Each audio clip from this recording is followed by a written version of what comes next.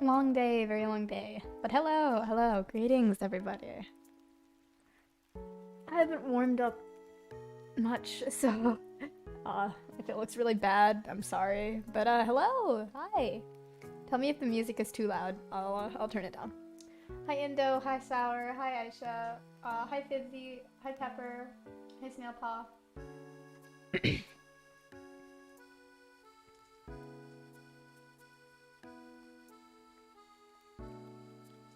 Hi Simply Froggo.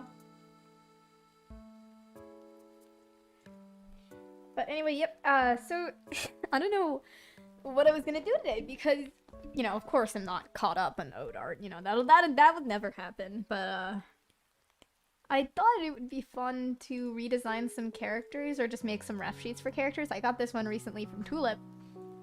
And I like really like this designer. I don't know if you guys know Dart. He's one of my main characters, but like he also is made by the same designer. And I actually thought it was really cool how like they're like polar opposites. So I was thinking about making them like friends or something. But you know, yeah, it's that's what we're doing. There are a few other characters that I want to get to redesigning or making a ref sheet for. I don't know if I will. It kind of depends on how fast I get this done and how much energy I have when I'm done with this. But anyway, yeah. I hope everybody's had a good Saturday or Sunday for some people. Maybe even Friday for some people. I'm not sure. But whatever day it is, hope it's going well for you. The music's alright. Yeah, I actually have used this music before. I'm not sure if you guys recognize it because it's been a little while and like it's like background music, so I understand that like nobody's gonna recognize it. But yeah, it's been around. I thought I just wanted to do some different stuff because like I don't like to use like the same audio multiple times in a row because then it just like it gets like awkward if you like recognize the background music like you're not supposed to recognize it. But yeah. Tulip is cool. Tulip is very cool. We stan, honestly. But if you haven't followed Tulip yet, you should because like Tulip's art, I swear it's so cool. And she just draws so fast, and I just don't understand. Like, I've been told that I draw fast, but like I don't. Not really.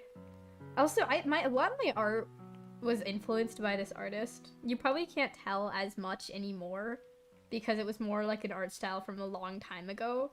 But like some stuff, like the feetsies, how I draw those and stuff, has kind of been semi-influenced by this artist. I don't think they even know, but like, I don't think they even know I exist. But like, I don't know, I just think it's really cool that I have a few designs by them because it's like, it's such a nice feeling, like being able to draw designs by designers you like, you know? I know that sounds really stupid, but like, yeah.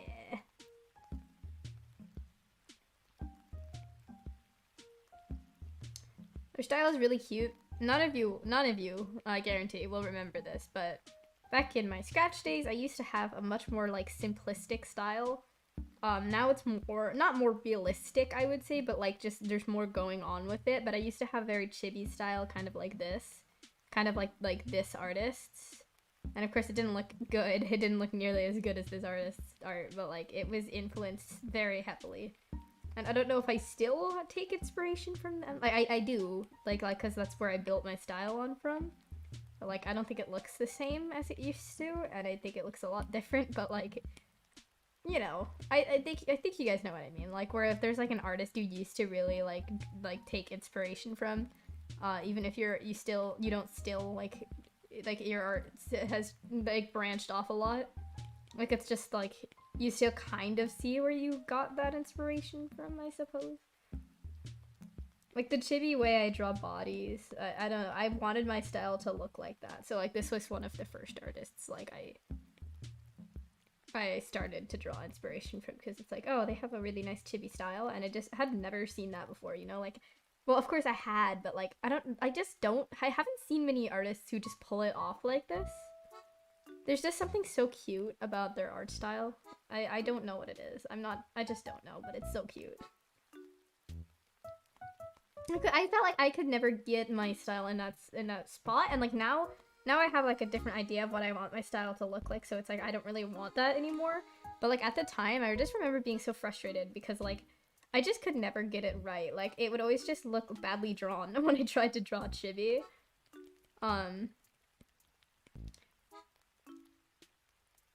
But they just pulled it off really well, just having like a simplistic style that still looks really nice. Plus, like, whenever I see their art, I just recognize it as theirs. They've improved a lot since they've made this character, though. Like, their art style has completely changed, but, like, it's still, like, the same thing where, like, even though it's been, like, a while, and even though, like, their art is, like, really nice, like, you can still, like, recognize it's made by them, if that makes sense. I want to get my style somewhere in that spot where, like, if I draw something, I want it to be recognizable as something I've drawn. I don't know if I'm at that point yet. I don't think I am, but, like, that would be nice. That's one of the goals, you know?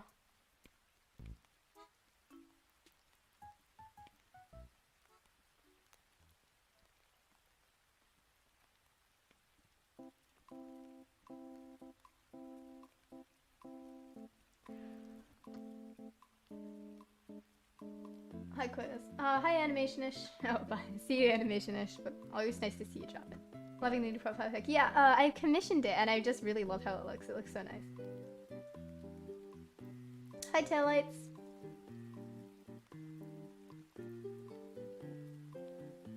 Hi, Lemmer Gun. I think it's the chubby legs, them chubby legs. Yeah, it's definitely the legs. It's something about how they draw the bodies, I think. And, like, I guarantee if you try to, like, replicate it, it just doesn't look as good as it when they draw it. Like, they're, like, the only person that can draw in this style. It's crazy.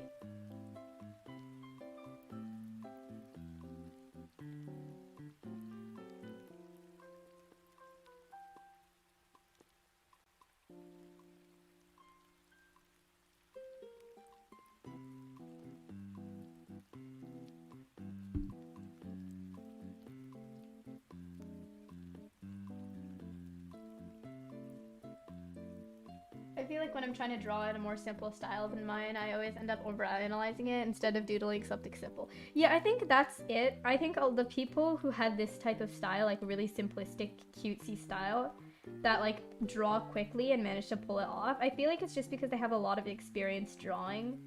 So like they just kind of draw it quickly and it just looks cute because they're just a really nice, like, good artist.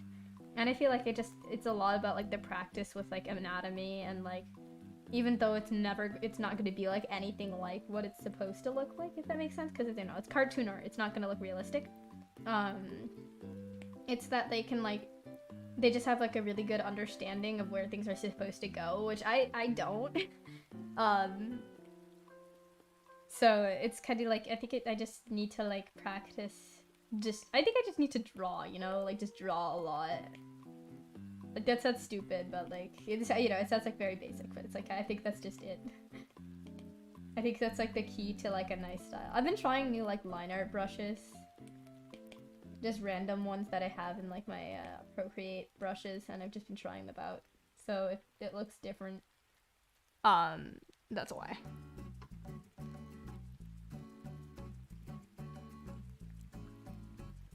Hi, Orpal.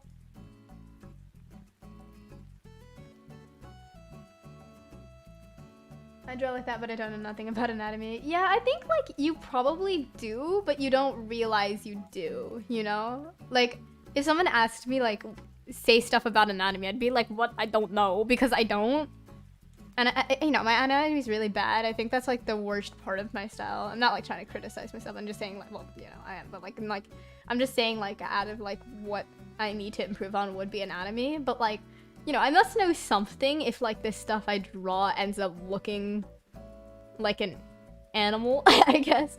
But like, I wouldn't be able to put that into words. So you probably like do, but you don't realize you do. Like, it's like subconscious for you to know where things are supposed to go. My art is always way better or way worse than I expected it to be, but it's never exactly how I imagined it to look. Well, I mean, I think that's just kind of how art is, you know? Like, you can't really imagine what it's gonna look like. Like, you kind of just, like, start drawing with an idea in mind. But, like, I swear, sometimes I look at stuff I've drawn, I'm like, did I really draw that? Like, because I don't, it doesn't feel like I did. Or it just, I just look at it and I'm like, why does this not look as good as a drawing I made like 2 months ago? Does it mean I'm getting worse? Like, it's so weird. Like, I remember several months ago, I drew like on stream. I was drawing May. I don't know. Pretty sure it was a Twitch stream, but I was drawing May, and like I have a ref sheet of her, and like I still am very happy with how it looks, even though I drew it in August. Which, like, that isn't that long, but it feels like a very long time ago. And, like, sometimes, like... And I think, like, it looks better than some of the art I make, like, now. And I'm not saying I've gotten worse, per se. I think it's just, like... I have, like, good and bad art days. Animal Crossing, I love the music. Yeah, it's Animal Crossing. It's, like a remix version. I like it. I like it as well. I'm back. Welcome back, Sour. I like my current style. That's good. It's always good to have like a good like satisfied with like how your style looks, you know. New Leaf has the best music. Yes, I really like their like the morning like background audio of New Leaf. I like all Animal Crossing music, but like you know, I think New Leaf is my favorite, I would say.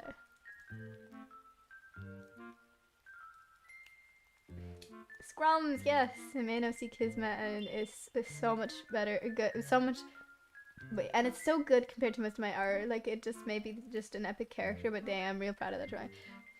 That's good, you know, like, I think it's good to have, like, pride with, like, your work from time to time, because I know some artists who just, like, have a really hard time, like, letting themselves, like admitting themselves when they're proud of something, or, like, allowing themselves to be proud of something, but, like, you can have, like, criticism of your art, but you should also, like, sometimes admit to yourself when you're proud of what you've made, and, like, if you're never proud of anything, then, you know, like, that's a problem, and you need to look at your art with a different perspective than what you're doing, because, you know, it's not healthy to, like, always be unsatisfied with what you make, because, like, you know, sometimes you might make something that, like, is good, and you should, like, allow yourself to be like, yeah, that looks pretty good, you know?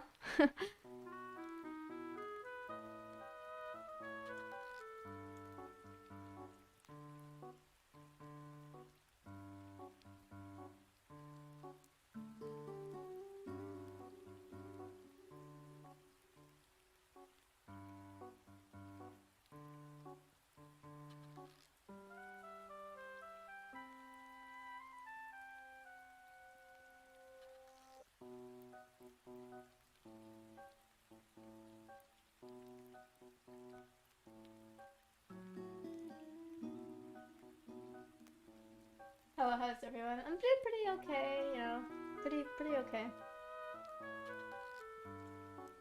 What about you?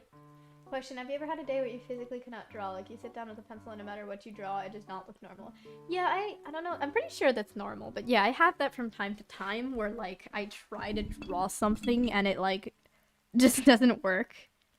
Sometimes, like, physically, like, my head hurts when I try to draw.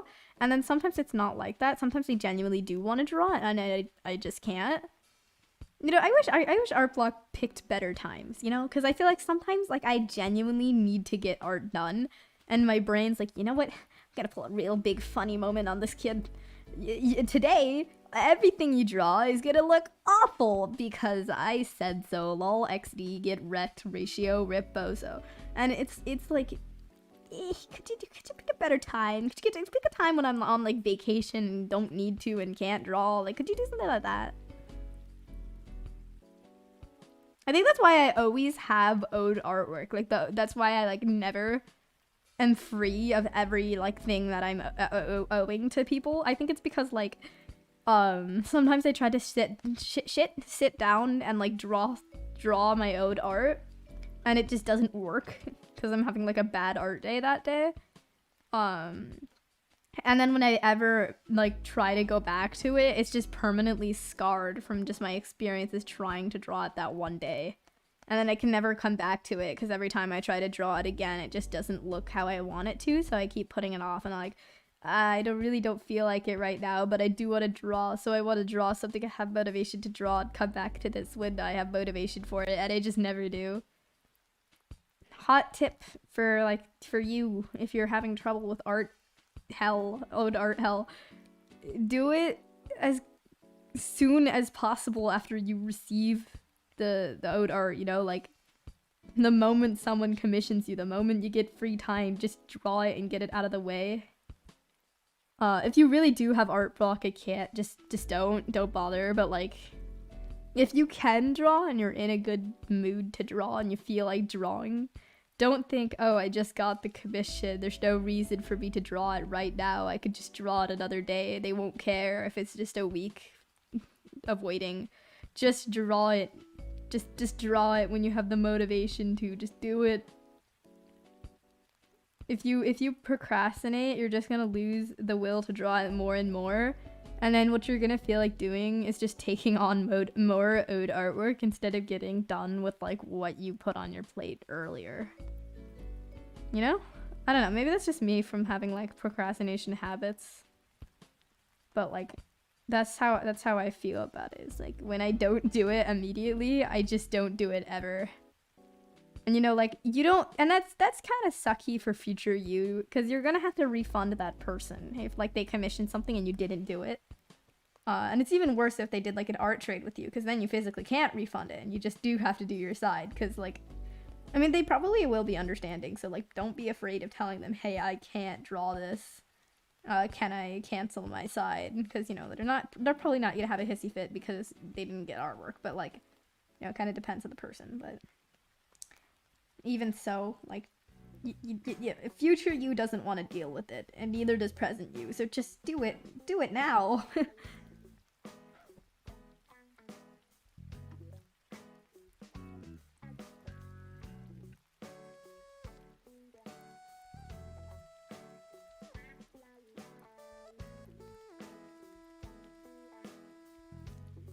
Oh yeah, art black.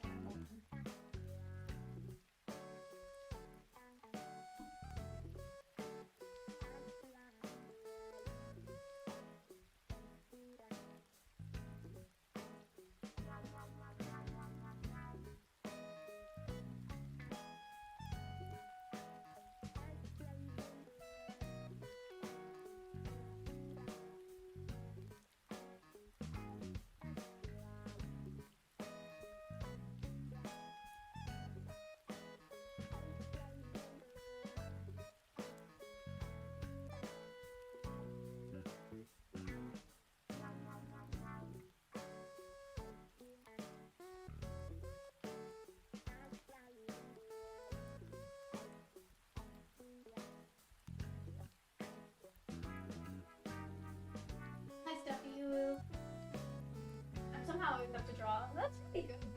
That's a good habit.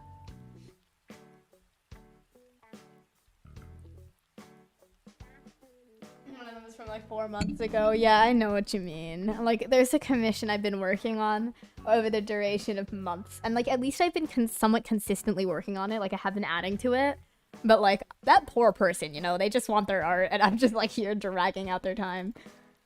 What if the time I actually want to draw is it is a week later? In that case, then you should, you know, draw it a week later. But if you don't know for sure that you'll be able to, then don't. like, because like you don't know if that motivation's gonna be there or not, and if it's not there, then a week is gonna become 2 weeks, and 2 weeks is gonna become 3 weeks, and then at that point, like, it wouldn't have made a difference if you just sat through it and drew it at the moment, or just procrastinated and either had to refund them with money that you were hoping that you could spend, or have to sit down and work on it and just do the same thing, but also have to deal with the fact that they had to be left in waiting, you know?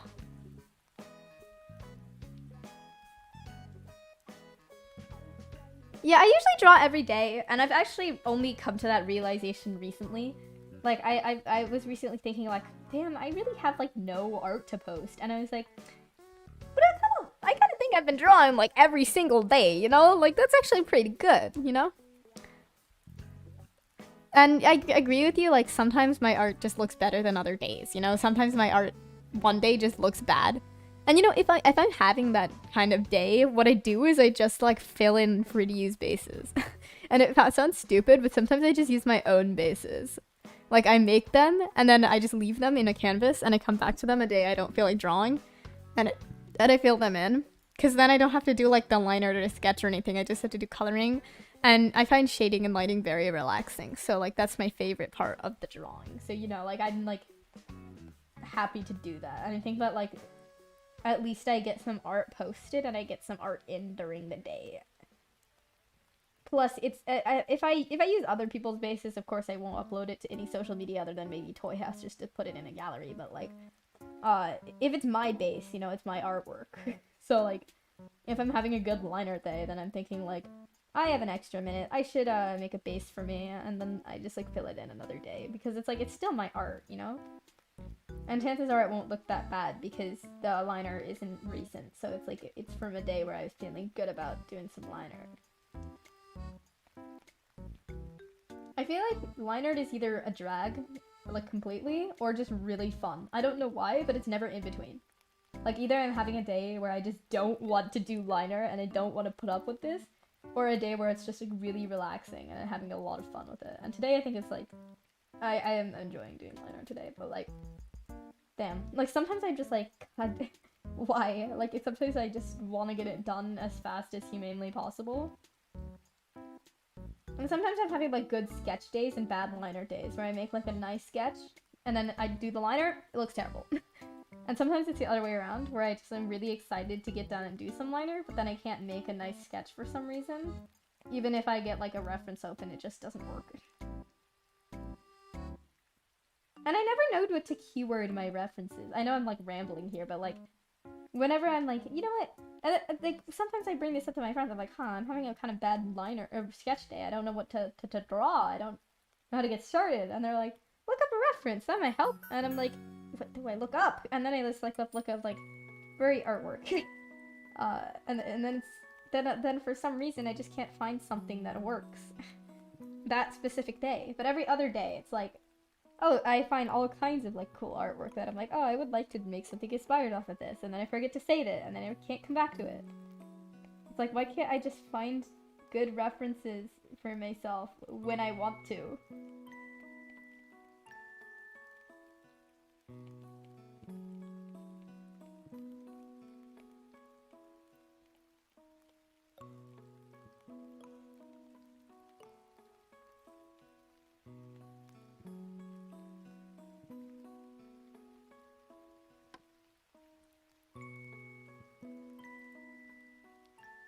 Hey, also, with requests and stuff, there's a person who asked me to draw a pose. I don't know how to draw, but most people can, and I feel like if I tell them no, not as much people will request me.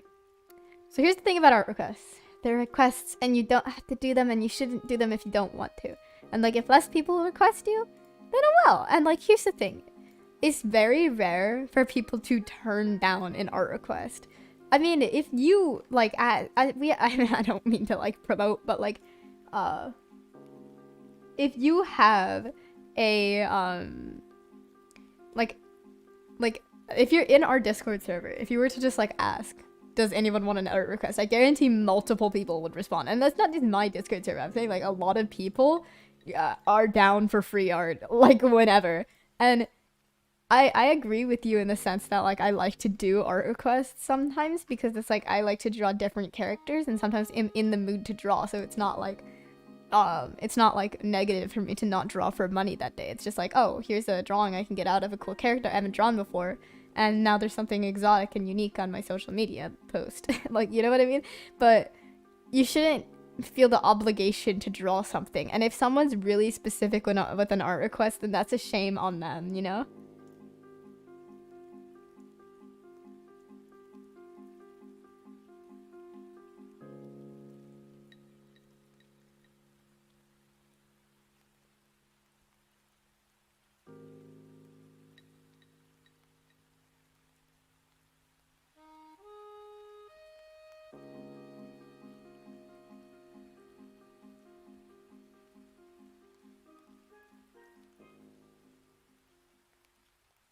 Terrible liner days are every day for me. Liner was really hard for me for a while. I mean, like, liner is fun for me nowadays, but like a few months ago, I did not like doing liner. It was only like recently where I started to really like it. Like when I started, like in the clean liner days where I tried to make like perfect quote unquote perfect line art. Those were bad times, you know? Like, my favorite part was, like, using the eraser tool to taper out the lines, which is really specific, but, you know. Uh, but, now liner is fun, because it's, like, I try to, it's relaxing, because I try to, like, take time on it, and it's, like, I don't know, I like, like, the sketchy look of it, if that makes sense, but, like, liner is interesting. Sometimes I make a sketch that I'm proud of, and it's like I kind of just want to leave it like that. I don't want to do the line art for it because I think it looks okay the way it is. You know, it's random, but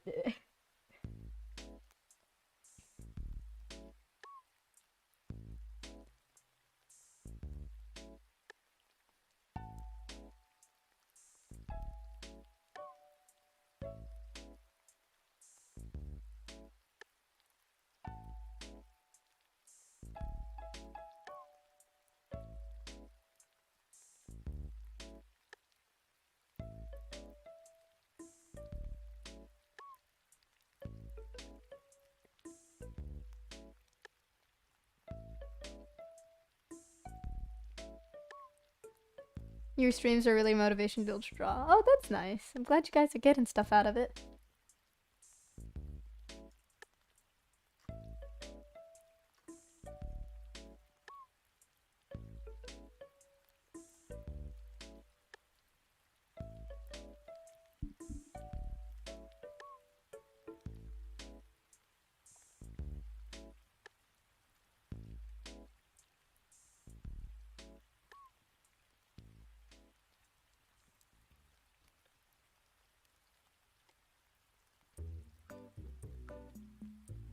I used to draw with no sketch and thought it was fine, and now I draw with a sketch underneath most of the time, and now I look back at my pre-sketch artwork and it sucks, and I improved a lot, so yeah. I know what you mean. I still have very bad art habits. Like, I only really sketch for like the head. I only draw construction lines for like the head and the neck. And sometimes, like on rare occasions, like a line to show me where the tail is positioned, and that's it. And like, you know, that's not a great art habit because then your head might look good, but then your body won't fit the head, and you might have to do some resizing and stuff to make everything fit. But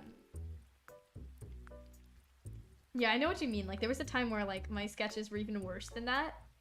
And I just like, and I like, you know, if you're, in my opinion, I don't think there's any right way to sketch. Like, I'm quite satisfied with the way I sketch right now. I know they would be considered bad habits by a lot of people because, you know, you should use construction lines, you should make things easier because your art is gonna look better, but like I'm pretty happy with the way my art looks, so I'm pretty happy with the way my sketches are because, you know, I just am. But I would be very happy if the process of my art just looked a little bit better. And I know that sounds really stupid, but it's like, I do like how the end result of my art looks, but I don't like how it looks progressing up to that, because I think you know, I'm a streamer. I want each part of my process to be something entertaining and satisfying to watch. And I've been told that my coloring is not satisfying to watch at all because I don't bucket tool. And the reason is because Procreate's bucket tool is fricked and it just doesn't work. And I know there's like this whole selection thing where you can increase the tolerance of your selection, and I could do that to bucket tool, but it feels like really extraneous to go through all of that just to get the bucket tool down, and even then it's never fully like that, and sometimes you have to go in and close up lines that I would like to leave open because I like how they look open. And like it takes so long, and then eventually, and usually the if you try to make it so that you don't have to close those lines, then it turns out really pixelated around the line art because the tolerance kick, if you put the tolerance higher to get rid of those pickles, then it those pixels, then it goes outside the line work and you don't want it to. So it's like, then you just have to go around the entire drawing and fill in the white spots, and then it's like, what was the point? I could have just done it without the bucket tool. And I know it still probably would have taken a shorter amount of time to use the bucket tool, but I think it looks ugly, and I think it's even uglier to watch than manual coloring. So yeah, the only thing that could possibly make me use the bucket tool is if I reverted back to my old liner, which would be where? Studio pen liner. And I don't want to do studio pen liner because I like my liner. Hi Toontails, it's been a while. I'm good at drawing realism without a sketch, not humans. I can't draw realistic humans, just realistic animals. And then my cartoon style, everything must have a sketch unless it's a doodle. That's interesting. I kind of understand where you're coming from. If I have a reference, I understand where you're coming from, but other than that, no, I can't draw realism without a reference. I just made mozzarella sticks, they're very yummy. Yeah, that's very cool. I used to love mozzarella sticks, they're very nice. I'm sorry if I'm pronouncing that wrong, I'm probably pronouncing it wrong. There's some really great artists who draw without a sketch, but I think sketches help a lot of people. Yeah, there are some, like, I know Rex draws without a sketch. I think the thing is, I think I encourage people to use a sketch because, again, I don't like to, like, rail on people's, like, art process. I think people who do that are dumb. No offense, but, like, I think you shouldn't criticize someone's art process if that's the way they feel comfortable drawing.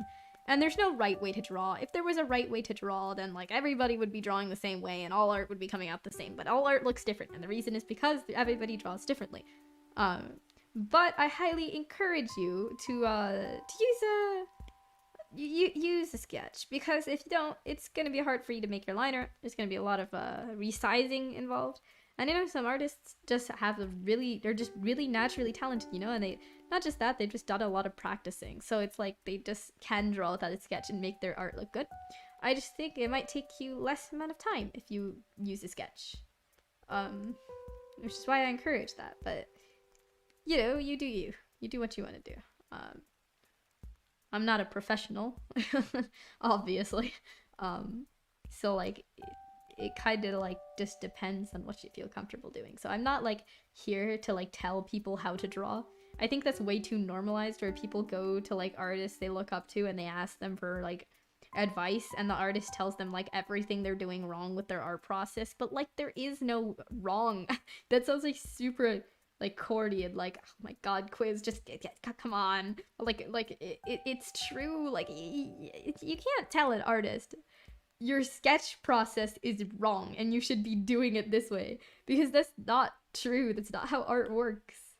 Especially cartoon art. Like, if that is wrong, if their process is wrong, then technically you drawing realism cartoony is wrong too, and you shouldn't be doing that. And I don't think there's anything wrong with giving people advice. Don't get me wrong. Like, that's what I'm saying. Like, I think my advice is you should use a sketch, because that's what I do, and that's what's comfortable to me. And I don't know how to draw without a sketch, but I'm not a professional, and I can't tell you that you shouldn't draw without a sketch. And I'm not a professional, and I can't tell you that it's wrong to draw without a sketch. Like, it's not wrong. It's just a lot of artists discourage it because it's easier to draw with a sketch, and you know, more times than not, your art will look better if you try using a sketch, but that's not always true, that's not always the case. Sometimes it won't affect the way you draw, and sometimes it will, but not that much, and you might prefer to just leave it the way it is, because it's a lot of more work and it's a whole extra step for not that much improvement. But yeah, it's just advice, you know?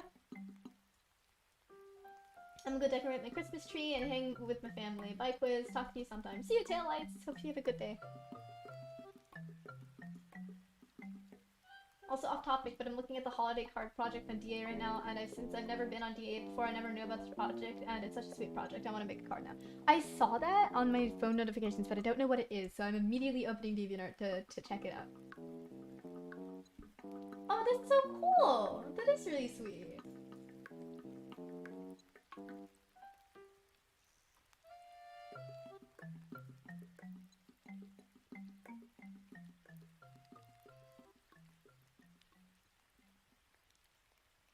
Do they,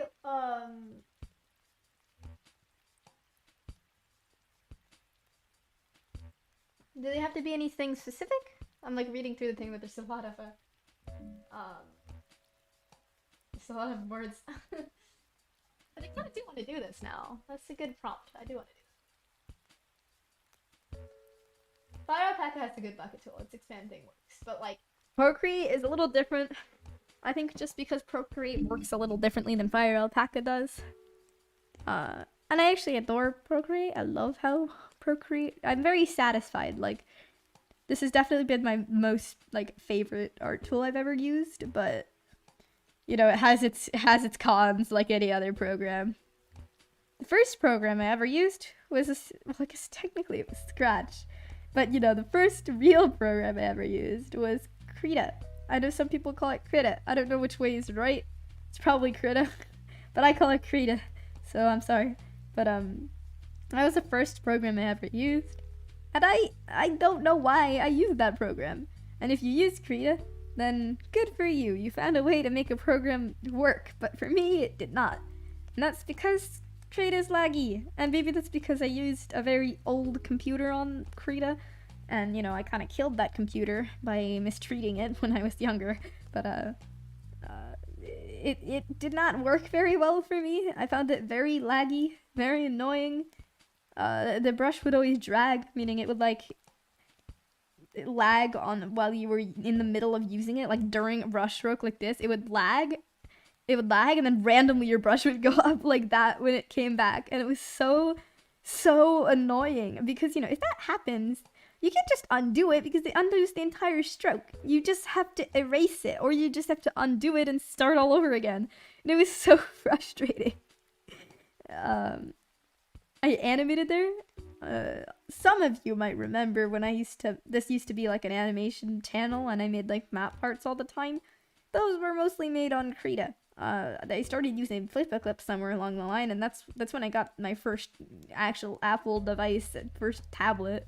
Before that, like in the very early days, like 50 subscribers and under, I used Krita for all those animations, and you know, it's very evident that I didn't know what I was doing. And I've seen people, like, I don't know if you guys know Frosted Leaves. They've made like insanely good animations on Krita, and I'm like, how, bro, how? Like they could animate like realistic fire and stuff. They probably could only animate just like even more than like when I last saw their animation. You know, they're only better, you know, they can only get better. So it's like, damn, like how are people so good? But I was not good. You know, I had a lot of trouble navigating the catastrophic amount of brushes on Krita.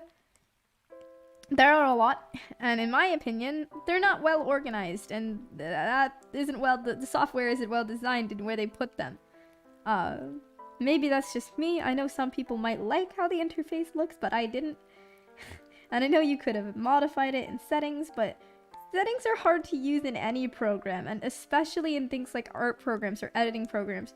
I didn't know how to edit it, and I didn't want to sit there and try because I wanted to draw. You know, in the middle of drawing, I'm not like, you know what, I'm gonna go through the entire editing thing or watch a 30-minute tutorial on YouTube from some guy sitting in his basement with like a really, really bad microphone. Like I'm just gonna just gonna draw the way I can and just swipe through the millions of brushes every time I want to find a new one.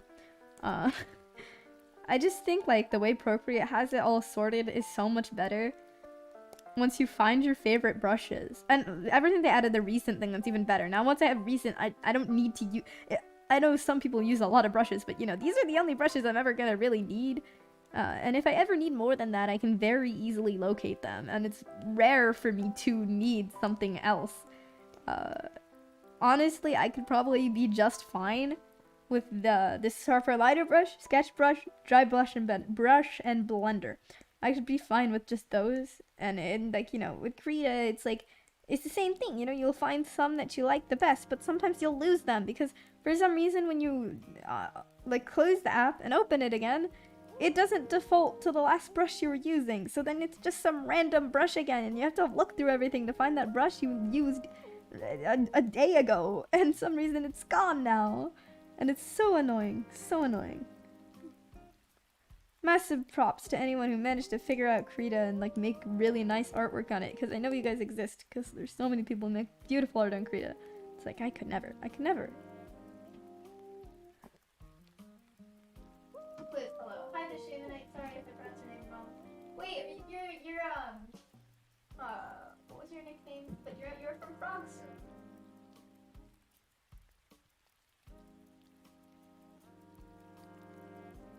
The monkey person.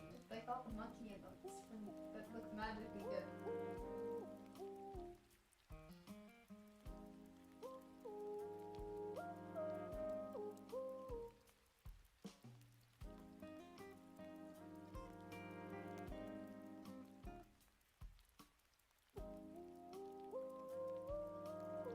It is hard to use from what it looks like. Yeah, honestly, it looks really difficult to use. And it was really difficult to use, and I could never figure it out. And I think, you know, it's an okay software. You should, like, will probably be able to make nice artwork on it. But, you know, if you want a free software, get Medibang or Fire Alpaca. Like, there's no reason to get Krita. Some people can make great art on it, but I think just softwares are different from different people. Like, personally, Autodesk is a big yikes for me. I can't draw on Autodesk. But I know some people who just draw really well on Autodesk. I remember my old friend, they moved away, but they drew on our Autodesk, and they made some of the most amazing art I've ever seen. And, like, you know, that's, like, someone who managed to use it well. But when I tried to use it, it didn't look good, because I didn't like that program. Personally, I love Procreate. I don't think I've ever had an art program so easy to use. Not sponsored, but like, you know, I really adore Procreate. I like how they release edits every now and then, because I think the software only gets better. Like, I'm never unsatisfied with things they release. And I know a lot of people were upset with like the stabilization edit, but I think it was great. Personally, I think my line art has gotten better ever since they released that update. Maybe that's just in my head, but it did make things easier, and I think it's cool. It's a good update. No, not all of you use Procreate, so you don't know what I'm talking about, but it's a good program, you know? I actually adore Procreate, but it took me a while to find the right program. I remember when I was like one of those people who would like join a stream and just ask immediately, what program are you using? And by the way, I'm not saying you shouldn't ask that. If you want to know what program I'm using, feel free to ask. But like, in my opinion, it's like not something you should overthink too much. Just look up free art program for compatible with insert device. Download something that has good reviews. Start using it. Chances are it's okay. If it's not okay, then find another one. Repeat the process. And yeah, it might help to ask what your inspirations use. But you know, some people have it written somewhere, and I would advise looking for it first, because I know some people get really annoyed when you ask that question because it's like written in their bio or something, and they're like, just look at my bio. But I don't care. It's not that big of a deal to me. But yeah.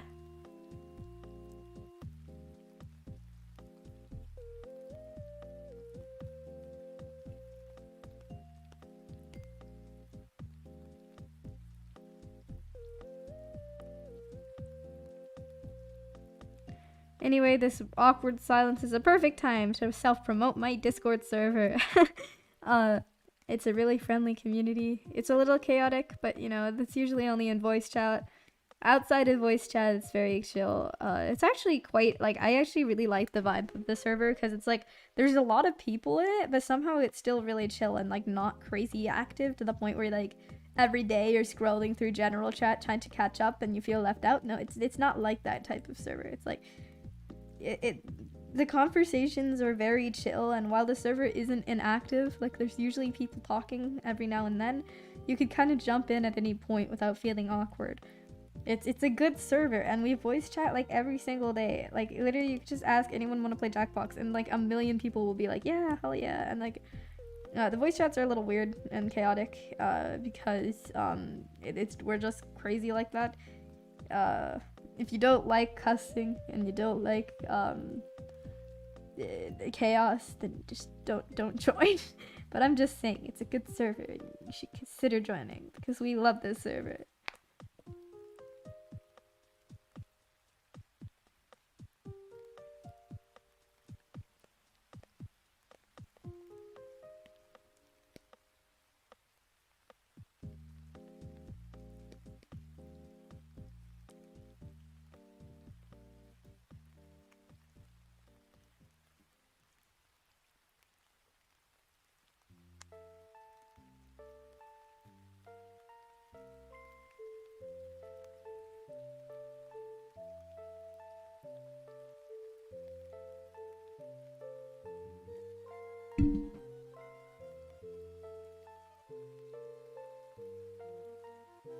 Monkey follower, yeah.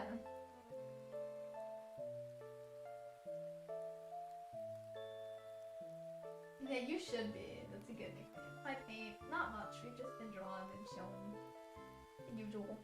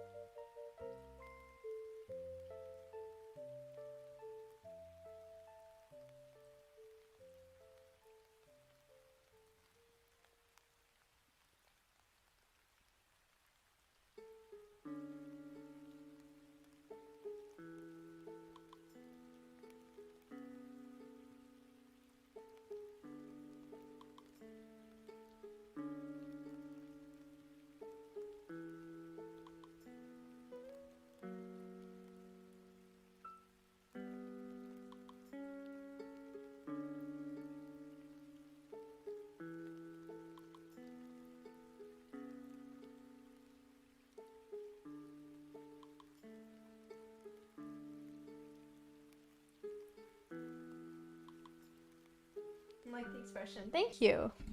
I'm glad you liked it. It's only me who used to draw with their finger. I understand what you're going through because I had to draw with my mouse for a while, but like I do have an Apple Pencil now.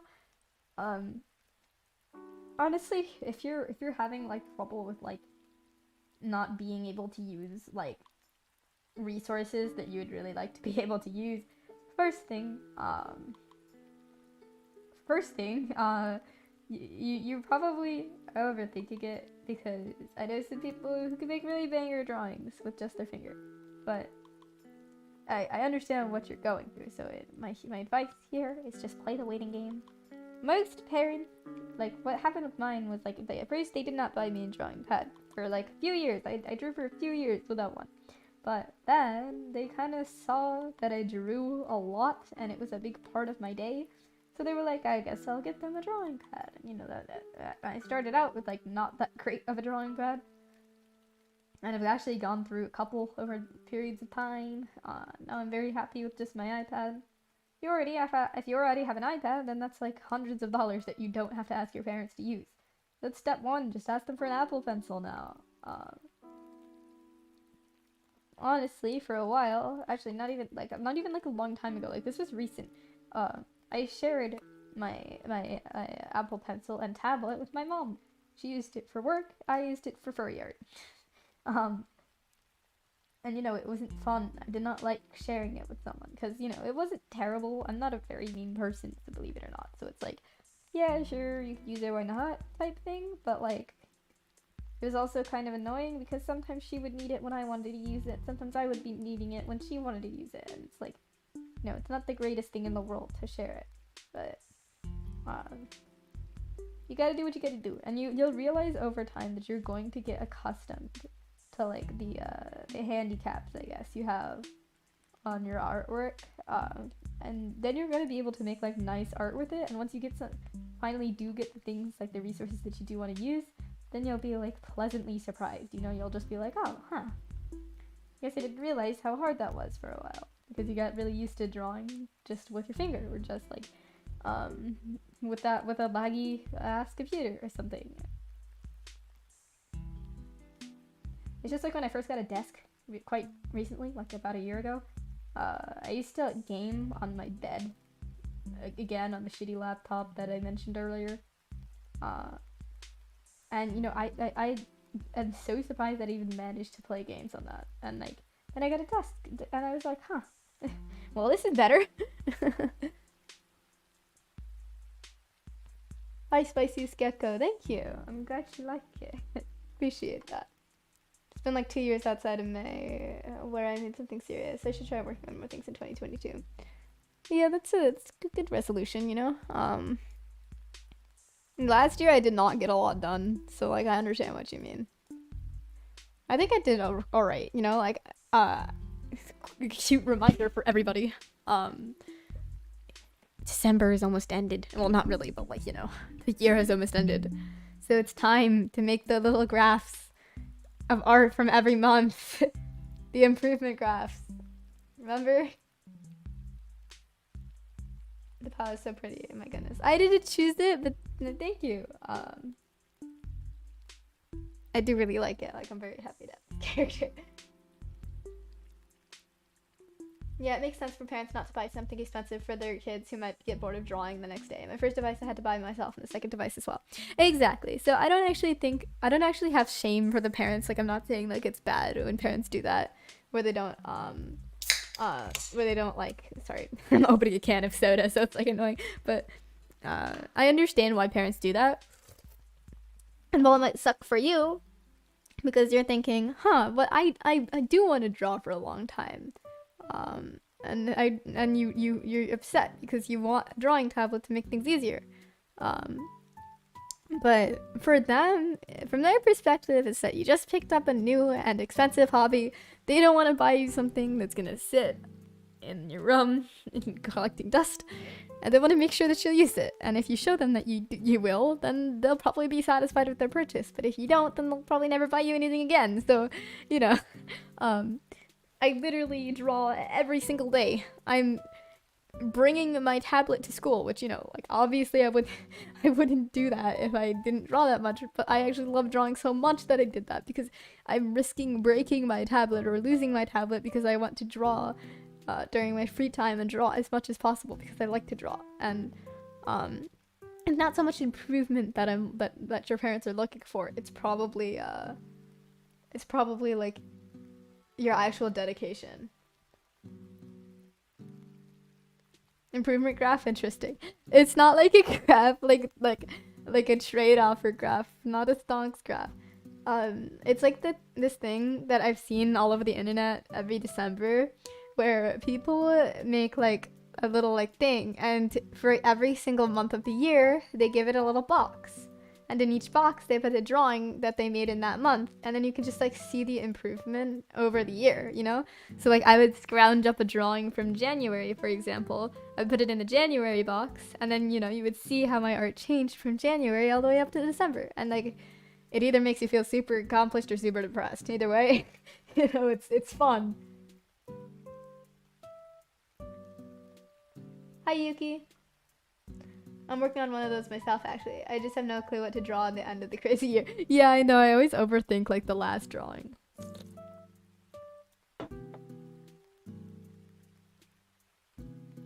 I got a drawing tablet in June, my B-day, and I used it for the first time today. Oh, wow, really?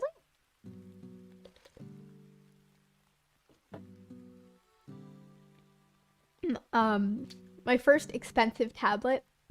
I feel really bad because I immediately realized, I don't like drawing on it. And I'm like a tablet type of person, you know? I really, really heavily prefer to draw on one of these things. I don't know what it is. I think it's just because I have such a, like, a more, like, cartoony style that it's like, I don't need something extravagant. And programs like Clip Studio and stuff, like, there's too much going on for me. And I like the availability of Procreate because I'm not the type of person, like, there's two kinds of artists. There's the artists that like to sit down and make really, really nice pieces, and then like store it in a portfolio, you know?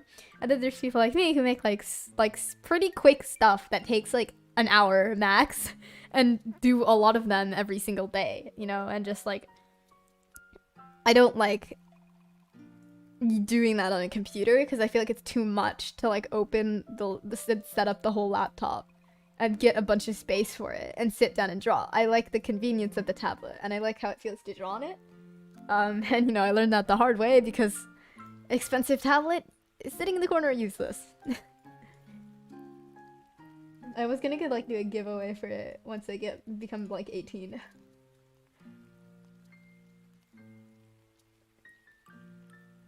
Sorry, I'm late. No, you're fine. I need to post more I need to post more on my community tab, to be honest. Same. I always forget I have one, and it's like, sometimes I'm thinking like, I never upload, and then I'm like, well, you know, I could be posting art I make since I literally draw daily on my community tab, but I just don't for some reason. Like, I should really start doing that, to be honest.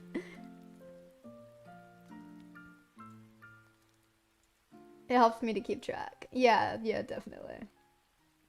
I just got maximum by a COVID test. I hope you tested negative then. I would totally check out all your posts, Gecko. I love all the ones that you download. Yeah, I really like your art. I prefer paper and ink. Rasterizer is a friend. Digital artists are so impressive. I mean, sorry, traditional artists are so impressive. I used to prefer drawing traditionally to drawing digitally, and now I just can't draw traditionally for anything. And it's so annoying because I used to doodle on my papers all the time, and that's why my traditional art looked a little better than my digital art. But then quarantine happened, and I was only drawing digitally and constantly drawing digitally, if you know what I mean. Not during class, definitely not.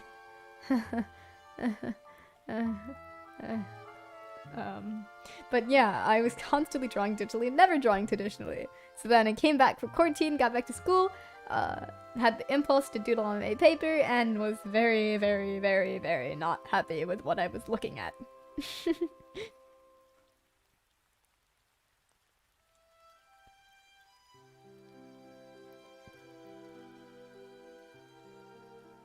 I draw traditionally and digitally quite often. That's good. It's really good to do both.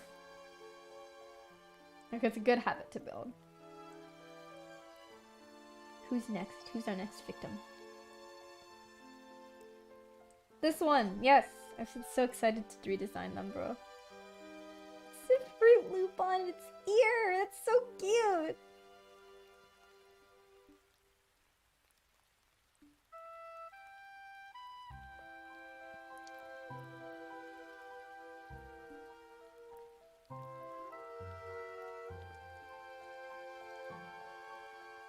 I draw in science class. Clash? Why do I always do that? I need to like say S's without adding an H.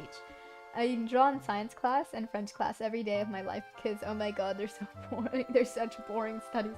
I understand you. I hate, like, there's some classes, they just never end. For me, I think it would be, let's see, Spanish, I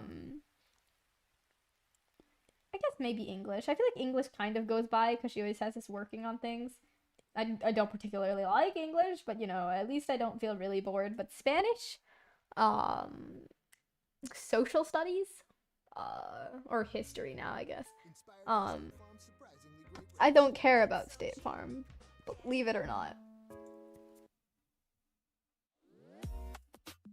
Okay.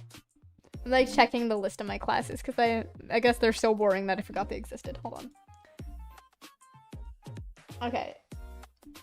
So yeah, Spanish, history, and bio. I can't focus during any of those classes. And it's like I really just draw the entire time because it's just they never end. And like surprisingly, math isn't one of them, and math is my least favorite subject. Don't get me wrong. But it goes by quick because our teacher, he's such like, I don't know, I lucked out so much with him because he's actually not terrible. Like he's just like a jolly old man. And like he's so trusting too, like he just assumes everyone's doing their work. And he assigns so little. And I'm in like the average class. I'm not even in like a, like we have a honors A-B system. I'm in the A class, which is considered the average class, and then B is like the dumb kids class. No, I don't know how else to phrase it, but I'm in the A class. You know, I'm just in the average class, and like he still assigns so little work, and it's so easy. It's such an easy class. He literally, usually my math teachers assign daily homework, which he kind of does, but his daily homework is so creative and different. It's like what he does is literally, he makes videos where he goes over like the guided practice of what we're supposed to be learning, and you just have to watch those videos. That's it. And then just like come into school next day, just having like watch the 10-minute video. That's it. You can watch that while you're like eating cereal for breakfast, and then you just have to come in next day, and just like, then he still goes over the guided practice again. So even if you didn't watch it, you'd be okay. And if you did watch it, you just get a refresher so you completely understand the unit. I've never, in this class, I have not yet completely not understood something, even though I'm barely paying attention. And he lets us go on our computers the entire time, because we do all our work digitally. So then of course I'm just on Toy House the entire class period, but it's so great because even though I'm on Toy House the entire time, I understand what's going on, and I'm literally acing the tests because he's just such a great teacher. I don't know, I've never had a teacher like this. And you might be like, okay, well, he's nice, but he's not good because he's just letting you guys just not focus the entire time. But here's the thing, I understand what's going on. You don't understand how revolutionary this is for me. Like, somehow, even though he lets us do what we want, he still makes it so we do understand the material. He's not a terrible teacher in that sense, you know? Like, he makes it so that even though he's not, like, forcing you to be bored, he still makes it so that you understand every single unit and everything that goes on in the class.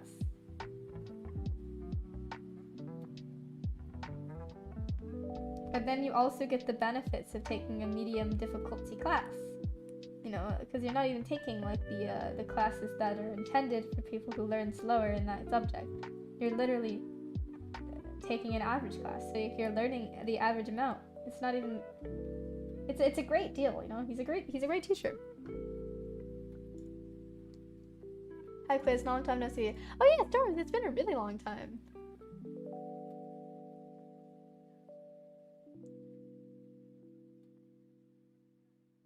I get good grades still, but my teachers love to ramble. Yeah. Oh god. How long shall you be streaming? Because I gotta leave soon temporarily, and I don't want to miss the stream. Honestly, I'm not sure. I think it just kind of depends when I run out of energy to stream, which, you know, it might be soon, it might not be. I'm kind of assuming that it'll be soon, unfortunately, but like, Honestly, don't worry if you miss it, because I'm just gonna stream tomorrow. Not tomorrow, but like next week, you know? It's only 1 week, and it might feel like 1 week's a long time, but it just really isn't. Like, it's just 1 week, so like, that, and even less than that if you have Twitch, because I also try to stream on Twitch every week. Didn't stream yesterday, didn't stream last week, but, you know, we try. And, you know, I actually... I'm promoting the server so much today, but I stream quite regularly in the server, like almost every day. And it's a little less organized than this. There's no background, there's no chat. It's kind of just like I hop in VC and people can join and we just chill for a while. And usually if there's enough people, we just start gaming and we just start playing Jackbox. But it's like, sometimes there's chill art streams in there, but usually they're not as fun as these ones because there's less people. But you know, there could be more people. Wink, wink. Hypothetically. I'm just saying. How bad could I be? I'm sorry. He's so chill and talks about video games with us and stuff. That's so good. I love good teachers. Like, I'm so happy I lucked out this year. Not all of them are terrible.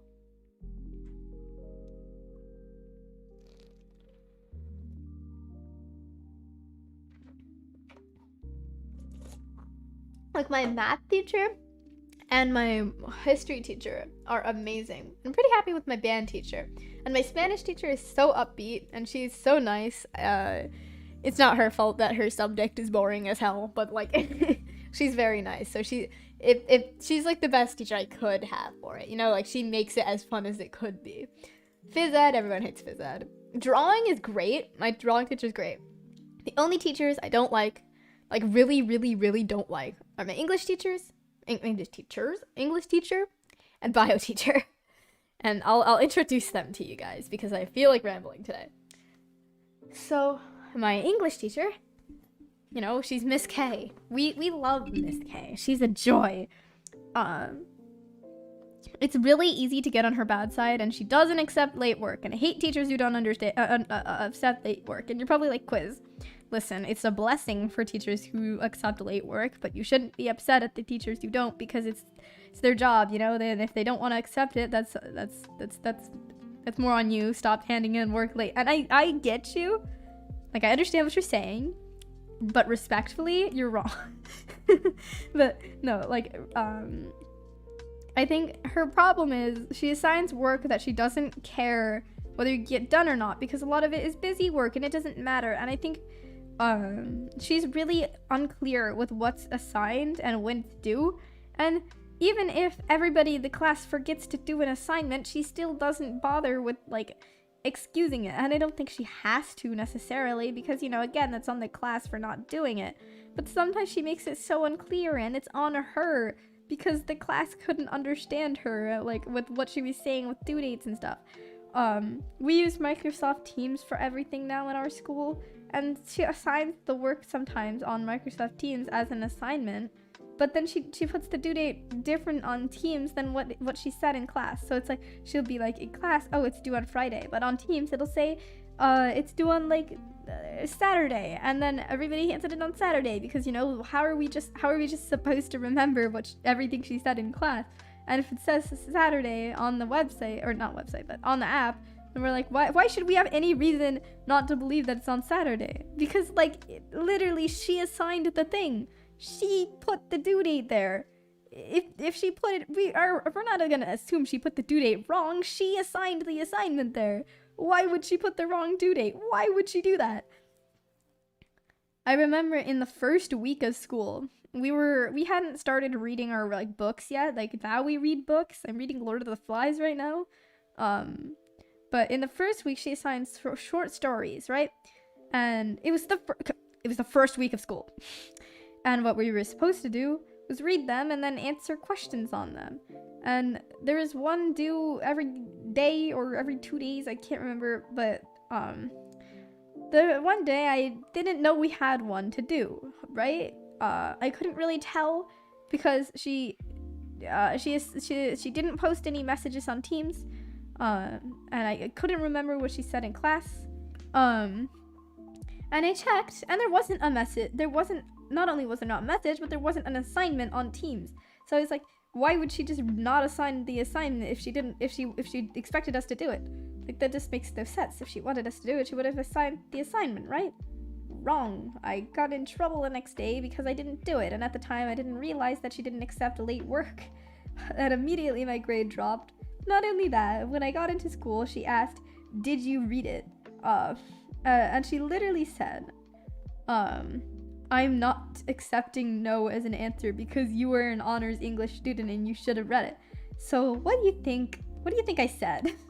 I said, yes, I skim read it. I didn't realize we had questions. So it was a white lie. I didn't read it at all. I didn't skim read it. But I thought, like, well, she's not accepting low for an answer, so I guess I gotta shoot my hoop here. I gotta lie through my teeth because I have no other option not to, because she literally said I don't have the option not to. And she, you know what she did? She put me on the spot, even though I wasn't the only person who forgot to do it. Multiple people, over half the class, didn't do the assignment. It wasn't just me. If it was just me, I would have understood this.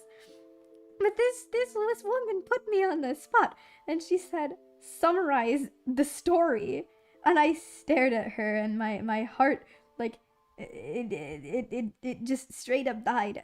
And, you know, I'm usually pretty good in these situations about speed reading right in front of the teacher's eyes and just, you know, summarizing something rather than nothing and just saying, oh, it's about a man who, you know, he does a thing and discovers himself. And I tried to spout some stuff like that, but my eyes were flickering, and she was like breathing down my neck, and she's like, don't look at the screen, don't look at your screen, look me in the eyes and summarize the story. I'm not even kidding when I say she was this goddamn scary when she was saying it, and I was just losing it. My brain internally, I was like about to cry, and then she's like, finally, she was just like, you didn't read it. And I was like, no, I did not read it. And she just said, in this class, we are looking for honesty, and just left. And I was just like internally dying. And the people at my table are actually really chill. None of them made fun of me. They kind of looked very sympathetic because they knew they also didn't do it. So they were like, that could have been me. So like, I guess they were just spared making fun of me because it was too serious of a situation. But God, first of all, that was awful. And she immediately made a very, very bad reputation with me, and I made a very bad reputation with her in the first week of school. I feel like she could have given more of a break. And I know that it was my fault for not doing the assignment. I understand that. Like, I probably should have just done the assignment. But here's the thing, okay? First of all, it wasn't just me. And I know that's not that much of an excuse because, you know, like, you should have just done it. But, like, it wasn't just me.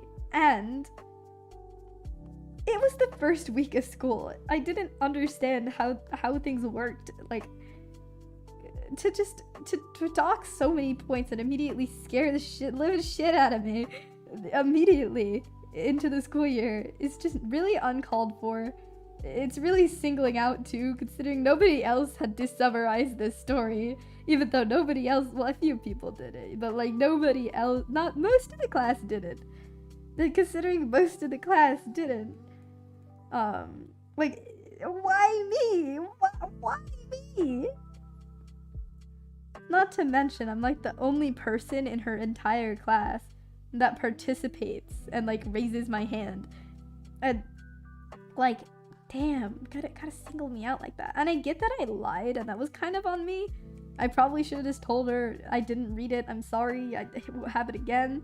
But like, even if I did, I'm pretty sure it wouldn't have made any sort of difference. Honestly. Like, I think, like, she would have still just gotten mad. And I get that she wouldn't have made me summarize the story, but she did tell me that she wasn't gonna accept no for an answer. So, like, what was I supposed to say? I couldn't say no. Like, I would sound very stupid if I did. She'd be like, did you read it? I won't accept no for an answer. And I'd just be like, no. Like, God. My bio teacher is quite similar to that. The only difference is I think she's a little just genuinely nicer. I hate her class, and I actually prefer English over bio, even though that's nuts, because I actually really like science, and Dr. S made me hate science, but, the thing she's nice as a person, but she's very, very harsh with grading, and she treats honors level freshman bio as if it were AP something. I don't know. But she makes the class so much harder than it needs to be. There's another honors bio class freshman year that goes on literally like next door to this one. And my friends in that class have told me how easy it is and how they learn in that class, but they also just get better grades because they're less strict with grading there. And I'm like, I get that teachers are different, right? And I don't think there's anything wrong with that. They shouldn't have to teach exactly the same as each other. But by God, people are literally switching from her class to that class. She should be taking a hint there that she is being very unethical by being so harsh with grading. And I learned nothing in that class because even if I spent time cramming, trying to understand the material for the constant tests that she's assigning, I never retain any of the information because everything is spent on how do I cheat on the next test rather than how do I learn this stuff, because I don't have the time to learn it. Like, even if I do, you know, like right now I could be studying. I get that. But like, first of all, I don't even know what to study because it snowballs. At the first week I didn't understand and I highly underestimated how much I'd have to study for that class, and it immediately snowballed, and it's like I can't study like protein channels in the plasma membrane if I don't know what a plasma membrane is, and trust me, now I do. I'm very happy to say I do, but it's a little late for that. But you know what I'm saying, right? Like, I can't study the thing I'm having a test on if I still don't understand the test I took last week. I don't know what to study. I don't know what's going on, man. I'm so confused. And actually, I've been, like, scraping remarkably good grades in that class lately. But, you know, I don't know how, and I'm sure it's gonna collapse soon. Like, I've been getting by somehow, but, like, it's not gonna last forever. I'm just getting lucky, man. It's only a matter of time. Teacher, did you read the text? Emo quiz. Yes. Also, bye, taillights. She said you can't say no, though. What was she thinking?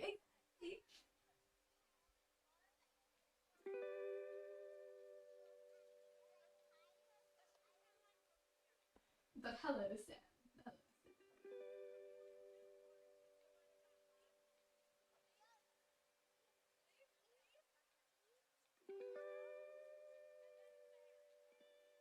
We have a teacher like that who's really unbearable with a specific subject. We had her for another once, and she was really nice, but not with her main subject. That's so tragic. What is a plasma membrane? Failing science. I got you. A plasma membrane is an impassable membrane that is semi-permeable, and what that means is some things can pass through it and other things can't. Sometimes they need help of certain types of transport to get through the plasma membrane. It has hydrophobic tails and hydrophilic heads. The tails are hydrophobic, meaning they don't like water, so they point inwards towards each other. The heads are hydrophilic, meaning they like water, meaning they point towards the water. Ugh! And there's random blocks of protein in the middle. I honestly don't know, Sam. I'm gonna be quite honest. I don't really know. My science teacher is kind of like that, except I understand the material being taught because it's all a review from past years. Not gonna lie, it's just the way she assigns work that makes me have to have such a low grade. Yeah, honestly, I'm starting to understand what's going on, but last marking period was a hellhole.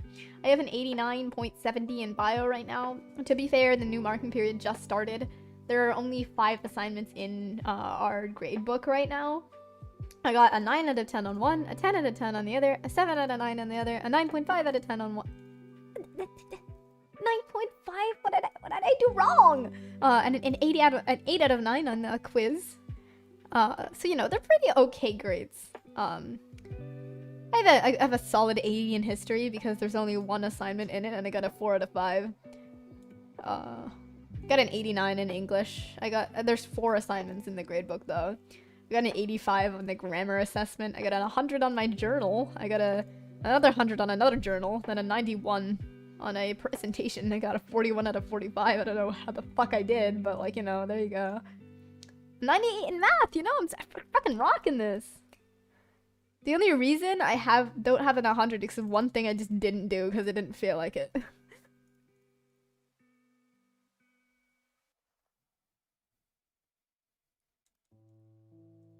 Did you repeat that? I forgot. No. Please don't make me say it again.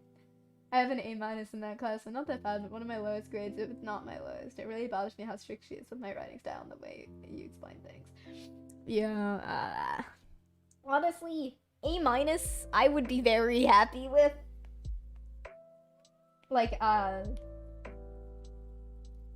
would be happy if I had, like, B's in everything, if I'm gonna be quite honest. His last marking period was literally hell. It was very bad. And I had, like, our school is really, really stupid in the sense that, like, they do a lot of, like, unnecessary things to make them feel better about themselves. And one of those things is making every single student have to go to the guidance counselor. Like, it's not even, like, a request. You just have to do it. I met with mine, and he was like, "Hi, I'm gonna be working with you. We're gonna be working together." And he repeated this multiple times. That's why I remember it. But he's like, "We're gonna be working together over the next 4 years in your duration in high school. So I wanted to meet with you." And then he says it again. He's like, "Because we're going to be working together." I'm like, "I'm fucking kidding. Please, to get to the point." And he's like, "Let's pull up your grades here." And I was like, "Oh, hell yeah." And he's like, "This marking period's looking good. Last marking period, noticeable hesitation. Pretty good." And I'm like, "Bitch, nah. No, what do you mean pretty good? What do you mean pretty good? Where is this pretty good coming from? I don't know what you're looking at, but those are not pretty good words."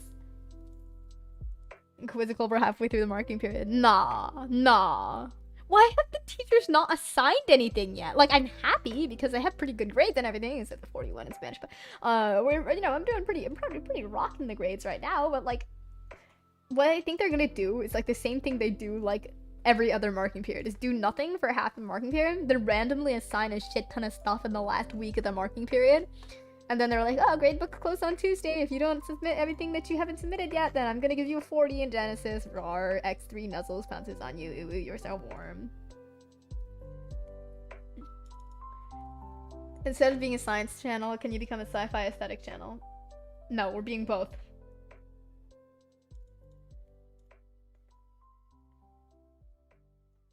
Or how our school bans phones for no reason. My teachers are really chill for some reason. Like, almost all of my teachers are completely a-okay with me just having my headphones on and just listening to loud music in the middle of class. Okay, here's what I think. I think some of them have just given up telling me to take them off. Because they're like, "Oh my god, this kid actually never focuses on their work. Maybe if we just... it can only get worse, right? So, I mean, it can't get any worse, right? So it's like, maybe if we just let them listen to music, maybe that'll make them focus. Maybe if we pray to God, maybe it'll work." And then I think other teachers just think it's an aesthetic, and they just don't realize that I am actually playing music in them. And they're just, "Oh, it's just so this kid only wears it because it looks edgy. They just like how it looks," right? They're not actually listening to music. That's so stupid. No kid would just leave headphones on, casually listen to music right in front of a teacher, right? So, like, they're not listening to music. It's just aesthetic. And they just don't realize that I am playing music in it.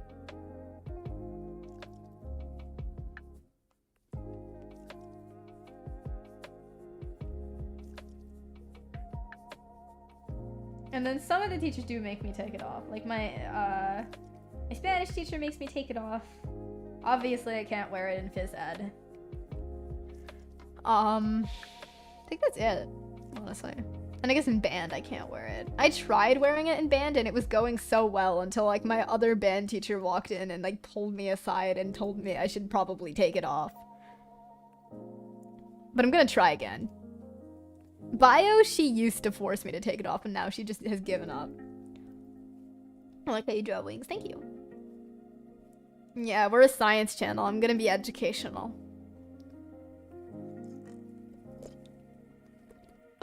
My teacher gives us detentions for having phone in our pocket. Okay, but like realistically, our school detention is not detention.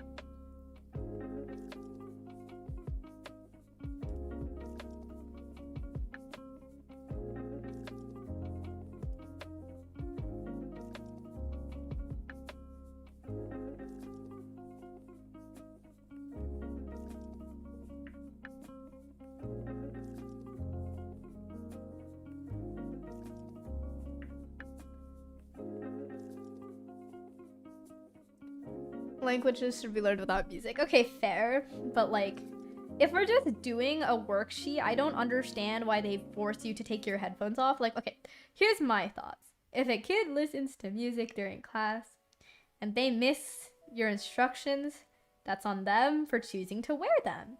But if they choose to wear them and they've managed to understand what you're saying anyway and they're still doing okay in the class, and the headphones is not affecting their score at all, then just let them listen to it. Why not?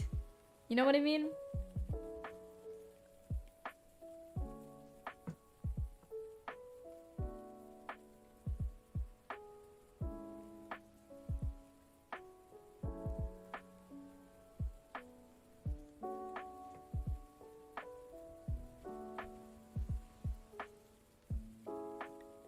Because, like, if I was listening to music and I missed instructions and I got bad grades in class for missing instructions, I think that's on me. I think it was my choice to wear them and I should get points off and I should just have to live with the punishment.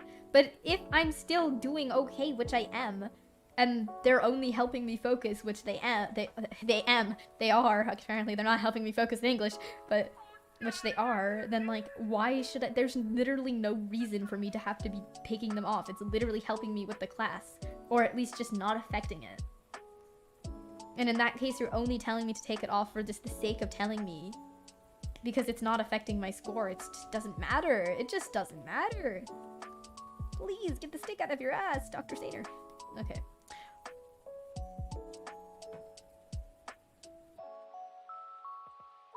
Well, I always have one headphone off, you know, like I'm listening. I don't understand teachers not letting kids use their phone when they're finished their work. Yeah, that's stupid. I think it's just that, like, they don't want one person to do it and then influence everybody else who's not finished with their work to do it. But if they're like a loser like me or possibly you, then like you're not talking to anybody, obviously. You're just doing your classic loser things. Yeah, if the headphones have no negative effect, I don't see the issue. I personally wouldn't focus with them. Yeah, I don't know why, but I think it's just because I have a lot of trouble focusing in class that like somehow they help.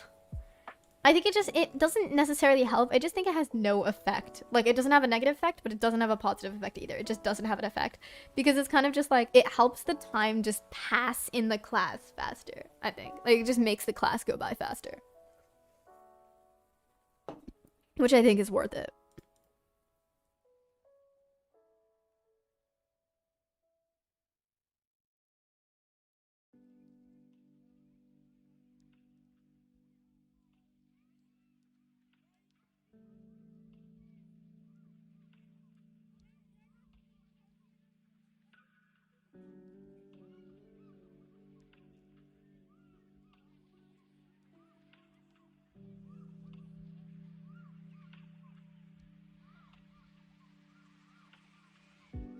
Alright, we're back. We're back, folks. Yes, but it's the teacher's job to help you get better grades. Their goal is to have kids get good grades. Honestly, yeah, I get that, but like, my grades aren't that bad. If they were bad, then yeah, tell me to take them off, because maybe that would make my grades get better, and they were kind of a lot worse last marking period than they are being this year, but this marking period, but like, still. It definitely wasn't the headphones. It wasn't lack of me listening in class. It was lack of me doing my homework, which was an after-school problem, not an in-school problem. If it obviously doesn't have a negative effect that they can see, then they shouldn't force you to take it off. Plus, I participate. You know, I'm like that. Oh, I should probably plug it. I literally have the charger right next to me. I just always forget. But if I'm participating in class, I'm literally usually the only person that actually raises my hand and answers the teacher's questions and stuff. You've seen me. You've seen me in band. I happily participate. I'm clearly listening to what they are saying. I'm very clearly processing what they are saying. They know I am. They have no reason to like force me not to just do something that either helps me focus or just makes the time go by faster and hurt less, you know?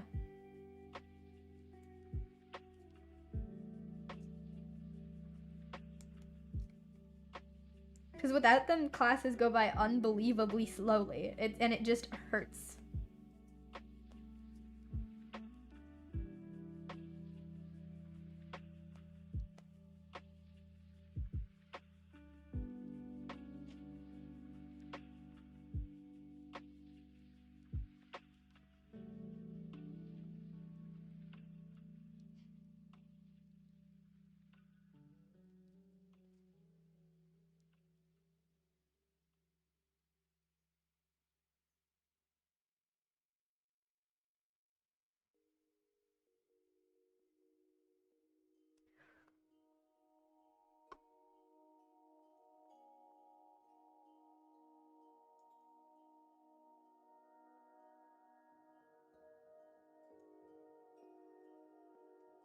I'm a loser, baby, so why don't you come? I love that song, man. It's not Weezer. It's Beck. I really like their other song, E-Pro. That one's good too. I don't know, man. I play Tetris on my laptop and I don't mind the no phone thing because I got like no one to socialize with anyway. Yeah, I'm usually just on Discord if I get a chance to use my phone. It's just strangers. I can only focus in person. Nothing works for online, unfortunately, so I'm screwed if we need to go do online classes. Same. I don't even want to really talk about last year. It was bad. It was really bad.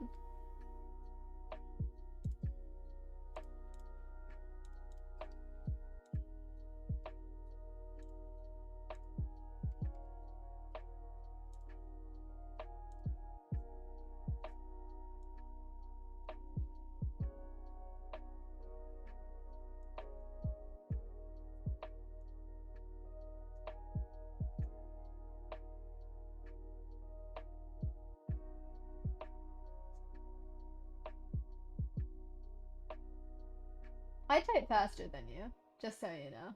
I'm just gonna flex on you, just because.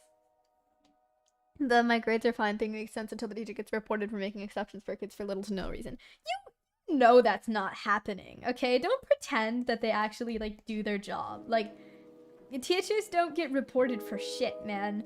Like, Dr. Sater's out here failing every single class, the kid in her class, and she's not getting reported for it. I don't think any of these teachers are getting it reported for letting people listen to music. In fact, my math teacher lets me listen to music, and he lets me use my computer during the entire period. I actually am not having trouble with math this year, and I have good grades, and I understand what's going on. Last year, I had a little to no idea what was happening, and like their whole restrictions thing was not helping my grade whatsoever. This year, I confidently get. I'm not even kidding when I say I'm literally getting 100s on the tests, and I'm not cheating either. And it's like, I could explain what's going on in the units to other people. Last year, I would not have been able to do that. I genuinely feel confident about it. Like, and it's not, it's not the headphones. I mean, well, it's not like the headphones aren't making my grade worse. In fact, I mean, they could be making it better. I just think they don't have an effect. I think it's just there. It's just nice to be able to jam, you know?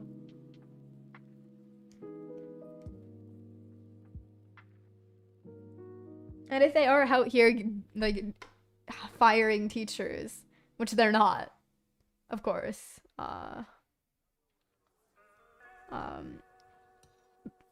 like, then it's fine.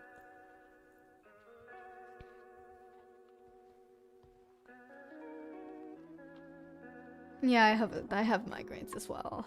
That really sucks. I'm sorry to hear that. Dr. Santa is getting reported by a few of my friends.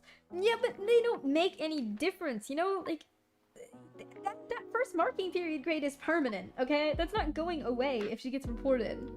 Which, even if she is, nothing is happening. No one has made a single change. She is the worst teacher I have ever had. I really, really want to move to Vulture's class. Because he's doing the same class that I am. It's so fucking stupid. It's literally going on next door. It's the exact same bio honors class, right? And their class is the exact same curriculum. And they are learning the exact same material. However, they're just all getting just better grades. And it's not because they're just throwing or something and the teacher's bad and gives them good grades for everything. They are learning things. I have talked to kids in that very class. They are learning stuff. They're learning more than we are, honestly. I think I understand nothing that goes on in math and bio because I'm just rushing so much to get the work done because I'll realize like the morning of that, oh, she just posted a reminder at like 8 p.m. yesterday that we have an assignment due, and apparently it's been like she's just so unorganized and such a bad teacher. I'm not even kidding. And you know, I don't like to blame the teachers personally because you know, I know they don't get paid enough. I know the job's hard. There's no reward for doing better in their subject. Like, you don't get more pay for being a better teacher, which is why a lot of teachers suck because, you know, they've probably been teaching for a while and then they just give up because they're not getting anything from doing better at their job. But like, at least do sufficient. She is putting in extra work, you know? It would be easier for her to just stop what she's doing, but she's putting in extra work to fail kids and then stress them out and then guilt trip them when they try to leave her class. That was the worst, you know? She gave us a whole talk about why we shouldn't drop down to an A-level class and how we're all stupid. Who's your math teacher? I have Monks.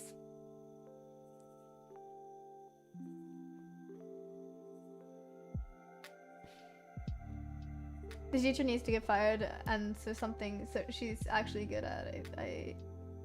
I fear. Do something she's actually good at, I fear. They don't fire teachers here. I'm pretty sure they all have like tenure now.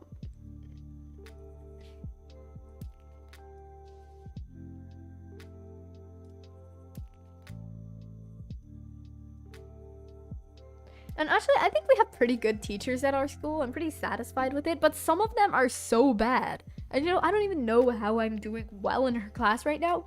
I think either she's just given up making me suffer, or my last minute morning of homework assignments are really cutting it.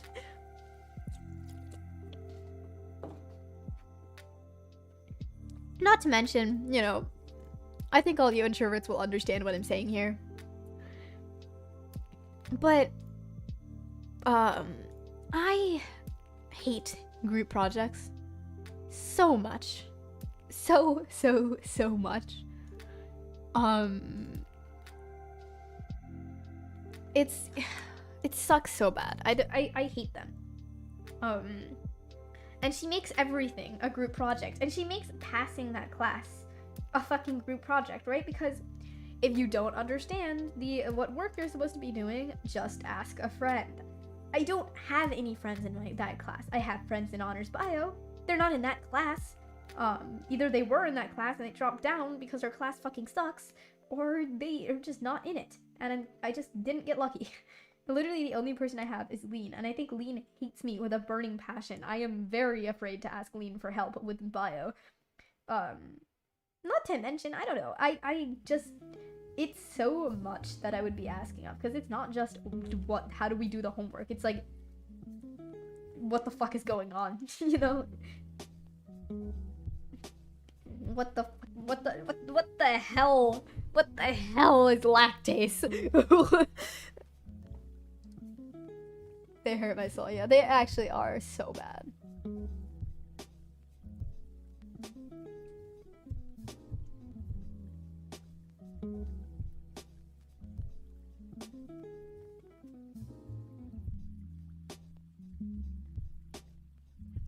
Our science teacher be like, ask one of your friends, and walks away as if she's a magic man. Exactly. She's like, the best, she always tells us this before a test. She's like, the best studying method is studying with a friend and asking them to quiz you on things and doing flashcards. And I'm like, bitch, no, just no. And you know, I'm not gonna get up in the middle of class and be like, hey, I have no friends. What do I do then? But she makes everything. She makes passing. I'm not even kidding when I say she makes passing that class reliant on if you have friends in that class. If you don't, then, well, fuck you. Like, I'm not even kidding. She does these test correction things, right? She fails everybody who takes the test, and she always has to curve it, right? Because everybody fails. And then she's like, well, I'm not going to curve it today, but what I'm going to do is you can do test corrections at lunch. And you can do these test corrections to make your grade better. And by, like, in an impactful amount. If not, I'm just going to leave it the same. And then, of course, she comes out with the, by the way, you can't do test corrections on your own. You have to do it in a group. I am not showing some stranger looking ass my horrible grade on a test. I don't think, and even if I go to okay grade, I don't want to make them have to show me their bad grade on a test. I don't think anyone wants to do that. And if I had friends in that class, that'd be great. I could be like, hey, I'll just work with you. I don't think you care whether I got good grades, and you know I don't care whether you got good grades. Let's just get this done.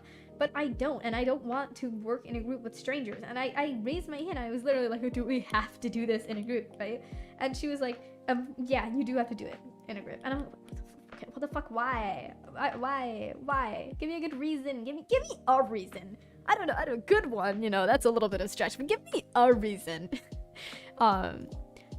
And she's like, you don't have to show them your work or anything. You just have to, like, do group asking, like what problems you didn't know the answer to and what problems you struggle with. And I'm like, dude, that is showing them your test grade. If I'm asking for help with 10 different problems, I think they know I failed.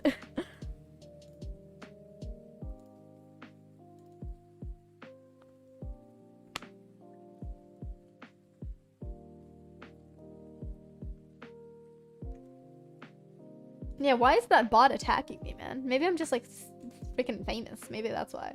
My non-watchers. One of which I think is me.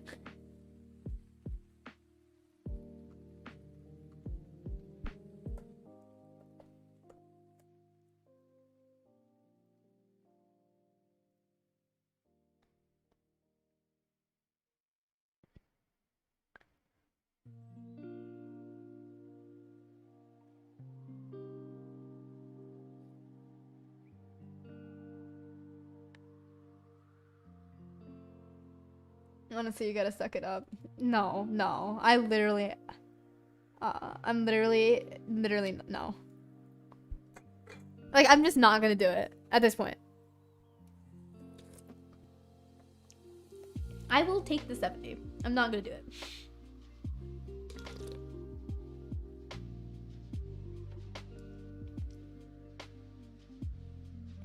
And, you know, it might be just a me problem of just not liking people very easily. I hate a lot of people. I like a very select few of people. Even the people I like, I often find things wrong with and find a lot of reasons to be mad at them every now and then. But, you know, not everybody is gonna enjoy working in a group. And I think these teachers, they have to understand that, like, group work is okay if it's optional. That's what I love about my Spanish teacher. She doesn't force us into group work. If you want to work with a group, you can. But it's not required, you know? It's just like a do it if you'd like to type thing. She also gives you the option to just not, if you don't want to. And that's what I just love about my Spanish teacher. But my science teacher, on the other hand, makes it so that it's unavoidable to have to work with other people. And I know that it's like a skill that you should probably learn, because you're gonna have to use it one day. But, like, come on. I don't think that's, like, a good excuse for forcing people to work with others that they just can't, especially if they just have a lot of trouble doing that in general. And not to mention, a lot of people in that class I don't like personally. Like, it's not even that I just don't want to work with strangers, it's that I don't like them as a person. I don't want to be forced into a group with them, but it's not a choice because she does group work every day. This is why school sucks, bro. Like, I'm not even exaggerating here when everybody who has gone through this school system, every single person knows that it's bad. Every single person, even someone who, like, did well and is okay with it, they know it's not ideal. Everybody knows, but nobody does anything about it, and we haven't made a change since the 60s. Why? It's so dumb. Why is it like this?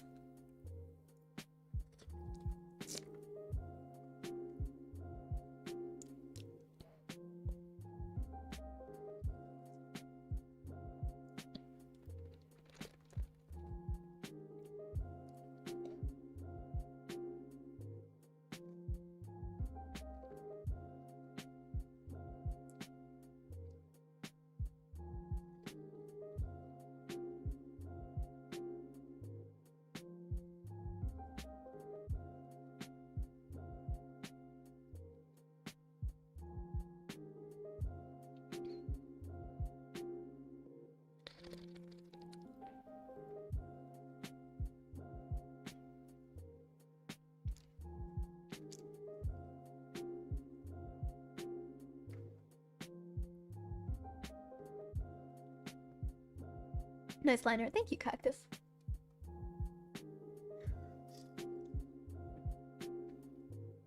Qwizz card.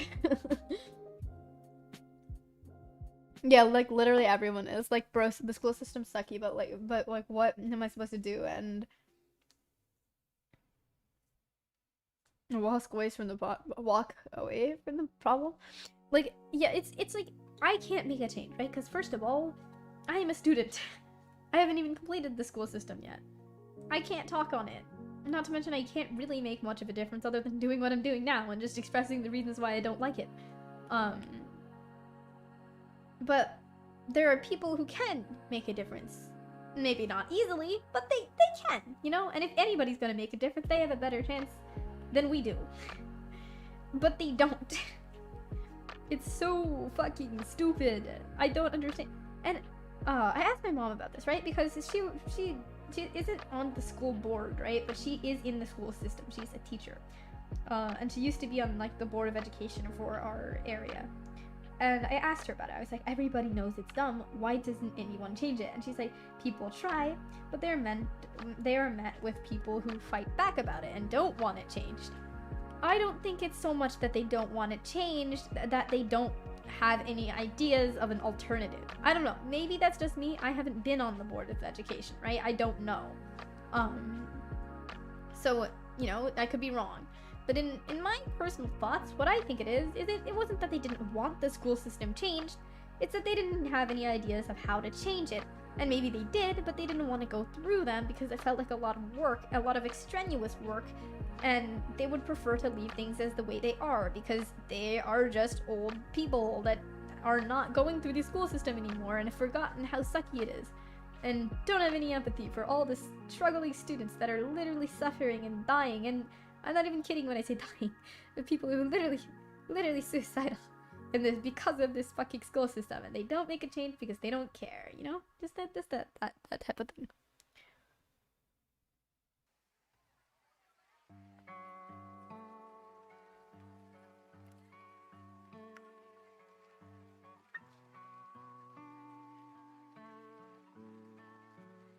Sorry about my bad typing. No, you're good. Don't worry about it. I've misspelled everything. Hey, Qwizz, I'm thinking about commissioning you sometime, but I'm wondering how I would provide a character reference. Sorry if that's an odd question. No, it's not an odd question at all. Honestly, a character reference could be anything. My only requirements for whatever you used is that it's not shaded or lighted. You know, like it's just flat color, kind of like this reference would be great. It shows the entire character. There's a full body of it. I can see every part of it. There's no shading. The colors can be color picked. You know, that's my only requirement, is that it's something I can work off of. But you know, it doesn't have to be like full. Like it doesn't have to be a full reference sheet. Like this type of pose would work. And you know, I'm probably gonna add to this reference sheet. It's probably gonna have like the face and the mouth and stuff. But if you just wanted to do like a side view of your character just standing, with like the colors in the place you want them to be, then that works. That's fine. It's preferable that of course you do something a little more complex than that, because if you have a more complex reference sheet, then I can draw more accurately to what you want the design to look like. There's a chance I'll make mistakes with the design if the reference sheet isn't very clear, but you know, it can be anything as long as it's not hard for me to work off of, as long as I can draw the character without much like difficulty. Like, I'm pretty flexible, honestly. You know, the one thing I will not do, however, is you cannot provide a description. So many people try to do this, where they try to say, I don't think you would, but I'm just saying as a general statement, where people try to describe to me what their character looks like. And I'm like, dude, you gotta give me an image. I am not designing a character for you. I remember someone tried to commission me once, and they were literally like, okay, yeah, I would like to buy a commission. I want a wolf with yellow eyes and, like, stripes kind of like a calico cat. And I'm like, dude, you know what you're asking for here, right? You were asking for me to design you a wolf character. Character designs are far more expensive than what you're paying for here. If you want this, you're gonna have to pay for this and a character design, because you were asking me to design you a character. And then they were like, no, it's a character. It's my main persona. I just don't have a reference sheet for it yet. But they are a wolf with yellow eyes and calico-type stripes. And I'm like, no, that's just not how it works. I'm sorry. But yeah, don't give me that, please. That's all I ask. Other than that, I'm pretty flexible.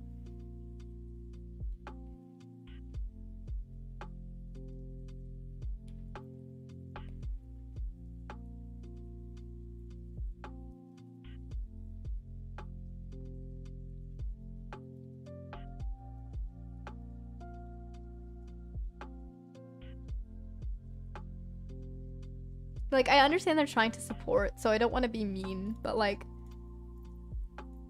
old fart. Yeah. You're right. But yeah, it's like, ugh.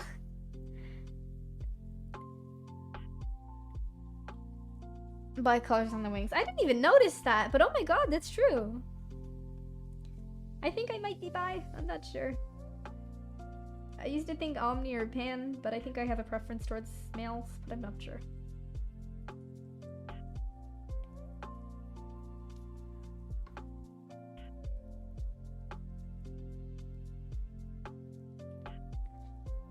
Yeah, that's a great way of phrasing it, Sour. That's how I think it is. It's like it's not their problems, they didn't do anything.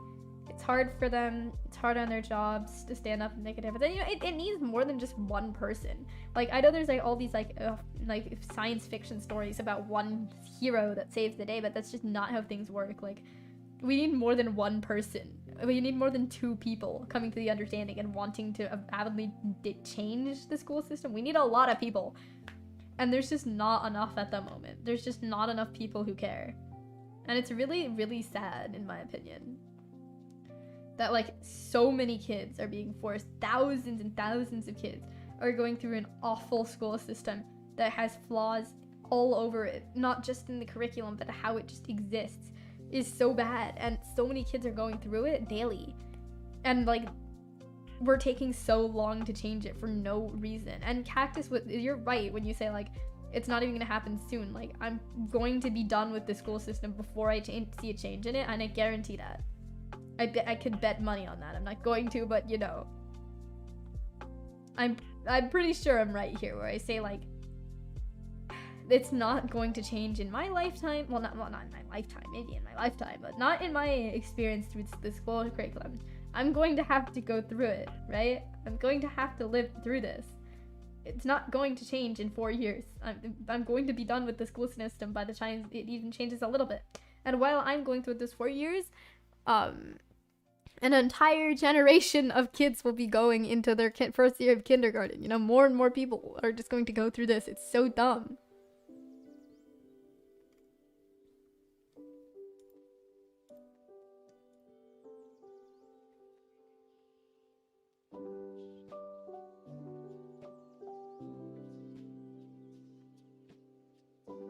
I mean, the T-pose ref sheet's pretty good.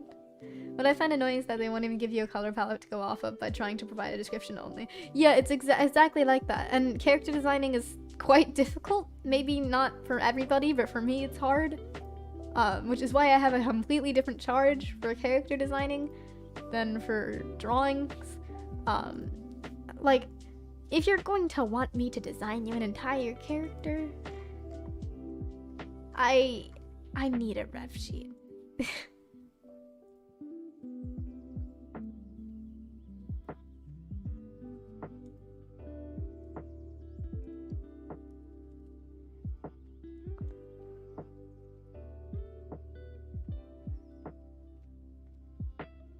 No, I mean, if a device for some reason would not let you put images in most things, how would I provide it for you? That is why my question was odd, but thanks for telling me that as well. Oh, so it kind of depends on what you plan to use to contact me. Unfortunately, I don't do commissions through YouTube comments. I just find it a little hard to do that. Especially because I don't want to provide like my PayPal link and stuff like right in, like I don't want to put an invoice right in YouTube comment section. But you know, I have most, if not all, socials. The only ones I don't have is TikTok and Reddit.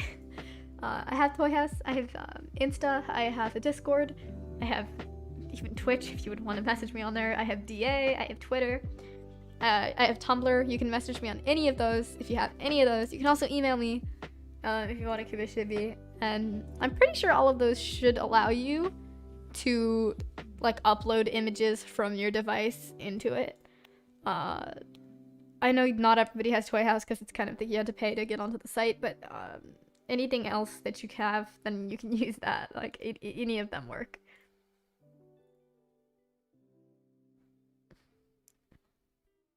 Email, Discord, and Toy House are the most preferred, but honestly, I can do through anything.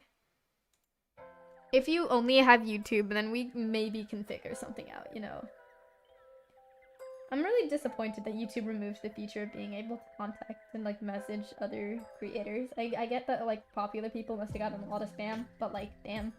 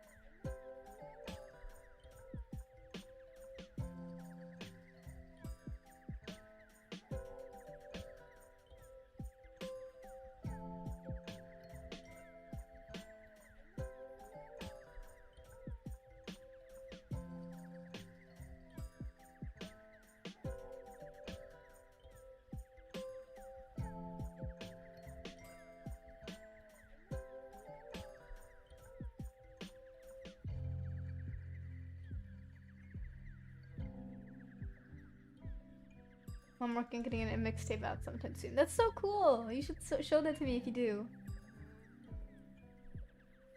Qwizz, I got a question. How do you do an invoice? Because I want to get serious with my commissions and I always see your invoice and I've tried finding bits and stuff, but I just don't get it. So I don't know how to do invoices on everything, but how I do invoices on PayPal is I'm opening the website. You can't see, obviously, but I'm opening it right now. How I do it is I go to PayPal, to do the whole security code thing. They're going to text me. How dare they? They didn't text me. Oh, there it is.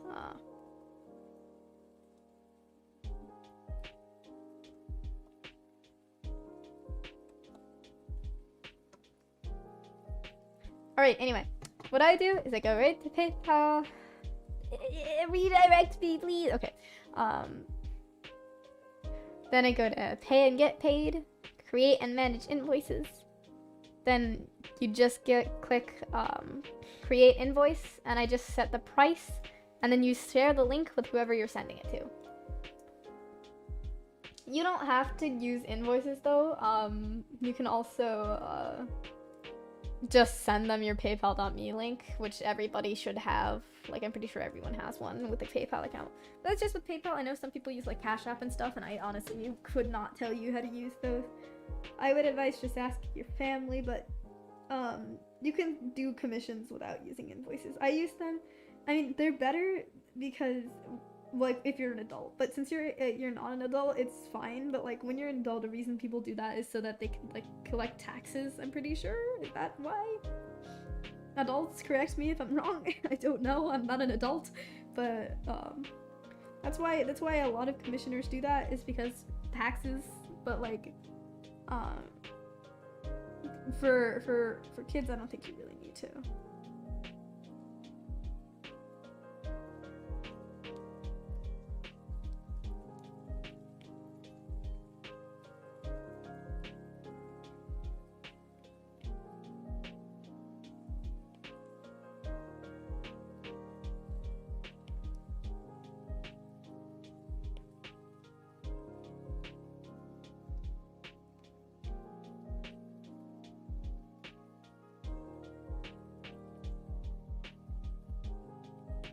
I've used both, and I prefer to use invoices because I just think it's satisfying to just see what I've done in the past. It also helps me keep track of my past prices because I change my commission prices a lot, and it helps me keep track so I can calculate character worths, and so other people can do the same. Because I want to make sure I'm not like overpricing my characters or underpricing them, because I want to make sure like art that I made a while ago is counted as the worth of what they were at that time, you know, so I'm not scamming anyone. Because it's not really fair for me to like keep, like, if I make a full body if I upload a full body to Toy House from like a year ago, it's not worth $1.60. If it's worth $1.60 now, it's probably worth a lot less. Whatever I was selling it for at that time is probably what it's worth, not what it is right now.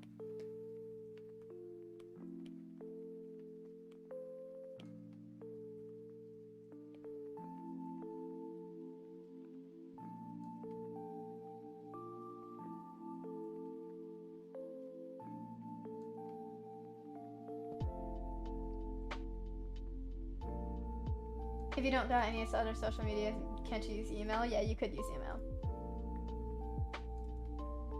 I've done like one commission before, and I always only had my prices set on the site, and then they paid me the right amount, so I didn't know what that's what it was for. Yeah.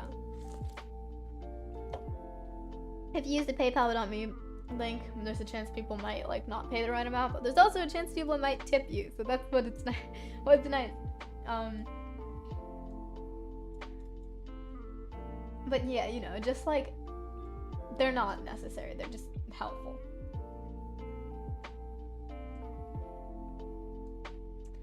Anyways, I think I might end the stream here. I don't know, I might finish this drawing in my server if you want to check that out, but I'm a little sleepy.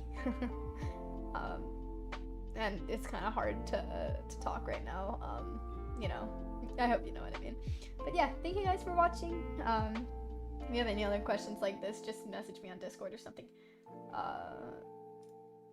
But yeah, thanks for hanging out. We should play Jackbox, guys. We should really play Jackbox. Good night.